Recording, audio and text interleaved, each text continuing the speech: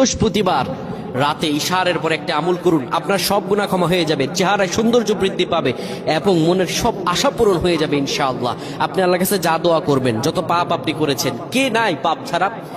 প্রিয় ভাইরা আমার, আপনি আমলটি শেয়ার করে দিবেন। আপনি আমল না করে সওয়াব পেতে পারেন। সেটি কিভাবে জানেন? রাসূল সাল্লাল্লাহু আলাইহি ওয়াসাল্লাম বলেন, বাল্লিগু আন্নি ওয়ালাউ আয়া।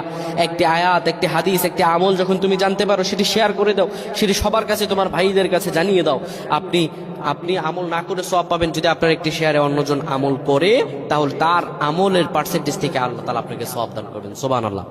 বৃহস্পতিবার ইশারের নামাজের পরে আপনি কিবলা মুখী হয়ে যাবেন। রাসূলুল্লাহর শিখানো আমল, সে আমলটি হলো, নবীজি সাল্লাল্লাহু আলাইহি সাল্লাম বলেন, ইশারের পরে যে ব্যক্তি সূরাতুল মুলক তেলাওয়াত করবে, এই সূরাতুল মুলক তেলাওয়াত করার কারণে আল্লাহ রাব্বুল আলামিন তার গুনাহগুলো ক্ষমা করে দিবেন এবং কবরের মধ্যে তার আমলগুলো হবে একটা পাখির মতো হবে।